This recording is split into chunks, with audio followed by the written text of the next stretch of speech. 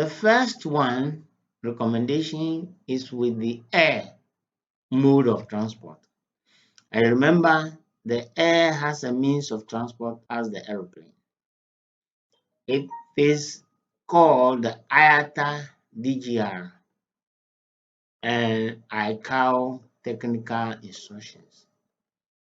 There are two international organizations that are related to the international civil aviation.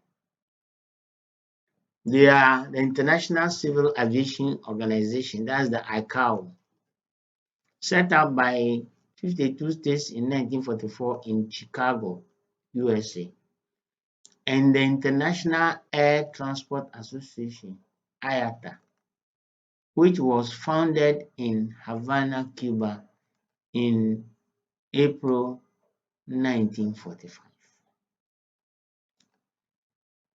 Both the ICAO and the IATA have laid down regulations concerning the transport of dangerous goods by air, respectively, and they are dangerous goods regulations from IATA and technical instructions from the safe transport of dangerous goods by air. That's ICAO technical instructions from ICAO. What we know is that the ICAO is more important and more well detailed in content than the IATA. But ICAO is not widely used like the IATA. And the IATA is also simpler. So it is mostly emblazed by well-meaning operators and companies and countries and experts. So IATA is widely used and very much more accepted than ICAO. But ICAO is much more detailed and is well respected among the community of users. So since the IATA DGR is stricter in terms of requirements than the ICAO technical instructions in business practice, the IATA DGR is simple and widely used, just as I mentioned earlier on. The IATA DGR also comprises the text of ICAO technical instructions as well. So which means that the ICAO technical instruction is embedded in the IATA DGR. And the additional requirements and information from IATA are also there. The DGR is also known as a field manual version of the ICAO technical instruction. Now, the ICAO technical instruction in November 1944 in the International Civil Aviation Conference, when the ICAO was founded, the participation countries were 52 states. They signed onto the Convention on the International Civil Aviation, known as the Chicago Convention. The conference laid the foundation for a set of rules and regulations regarding air navigation as a whole, which brought safety in flying a great step forward and paved the way for the application of a common air navigation system throughout the world. So one would come to realize that the ICAO appears to be more detailed compared to the IATA, but the IATA is what is widely used and acceptable when it comes to air navigation.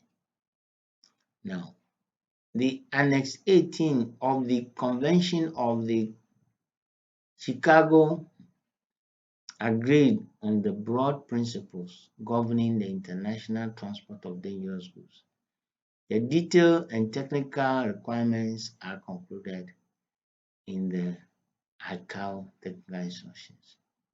So the ICAO technical instructions are based on material produced by the United Nations, and for radioactive materials, the International Atomic Energy Agency regulations for the safe transport of radioactive materials modifications are made to the system to take into account the peculiarities of air transport, while keeping in mind the need to ensure modal compatibility.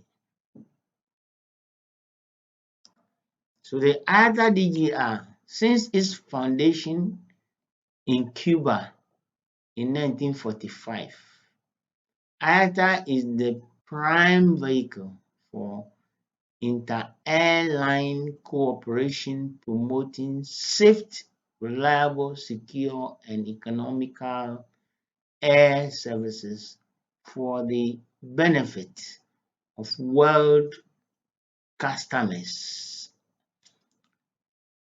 IATA had 57 members from 31 nations, mostly in Europe and North America, at its foundation.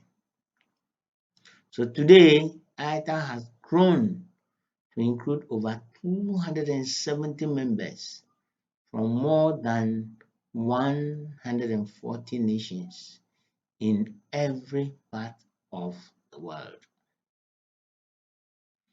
The IATA recognized in the early 1950s that there was a need to standardize the rules governing the transport of dangerous goods by air.